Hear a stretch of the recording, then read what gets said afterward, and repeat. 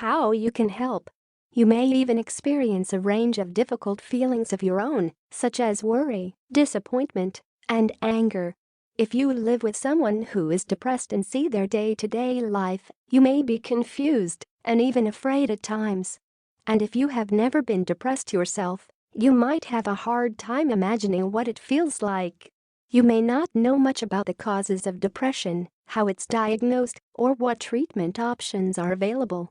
There are many steps you can take to educate yourself about your loved one's experience with depression, but you also need to take care of your own mental health and well-being. Here are a few things you can do to help someone you love who has depression. 10 ways to help someone with depression. While every person's experience with depression is unique, as is the experience of supporting someone who is depressed, here are a few ideas to start with. Take care of yourself. You won't be able to support someone else if you are feeling overwhelmed and depleted yourself. Periodically take some time to step back from the situation and recharge your batteries.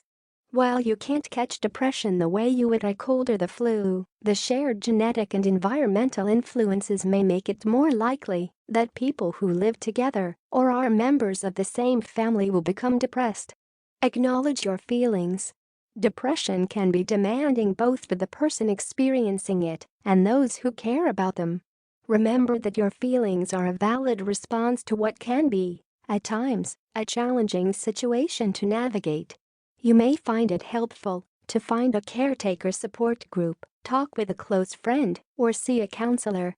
The important thing is to vent your frustrations rather than allowing them to build up. Get the facts on depression. There are trusted resources on the internet that provide facts about depression, including symptoms and treatment. Reading up on what depression can feel like, as well as the myths, misconceptions, and stigma around mental illness, can help you better understand your loved one's experience. Research your rights. You should also learn about the other aspects of living with depression, such as informed consent and the legal rights of people seeking treatment.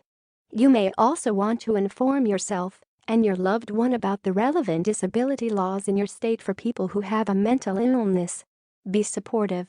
Sometimes, the most helpful thing you can offer to someone going through a hard time is your presence. Just providing a listening ear or a shoulder to cry on can be very comforting. Be patient and let your loved one know you are there for them.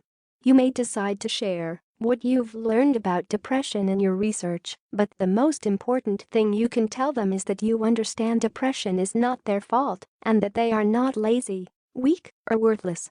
Remember, your loved one is not their depression. Depression can impair a person's social skills as well as make them feel less like being around others. They may become withdrawn, shy, sullen, and angry.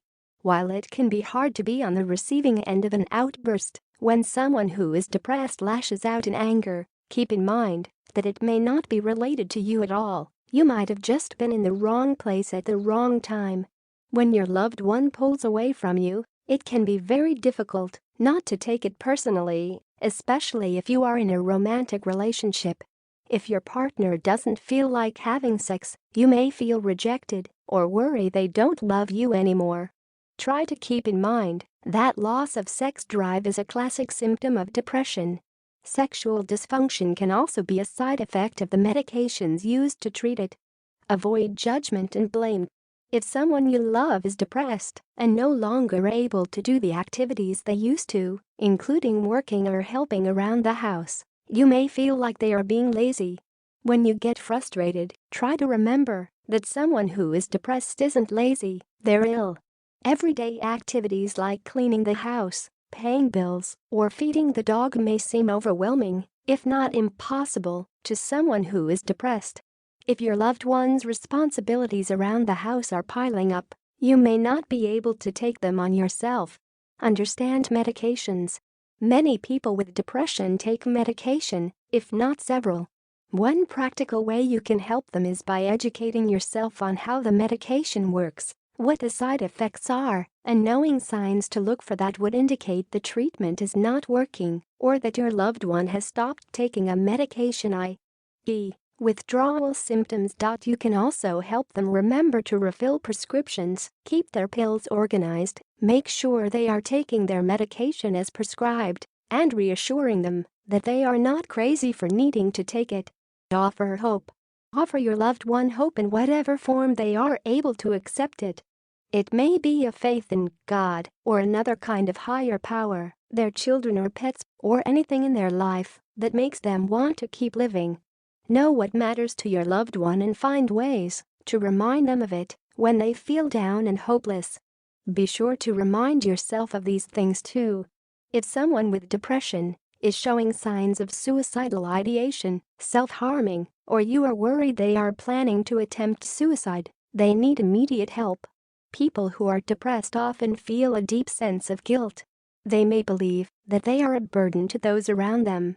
Sometimes, they even begin to feel that their loved ones would be better off with them.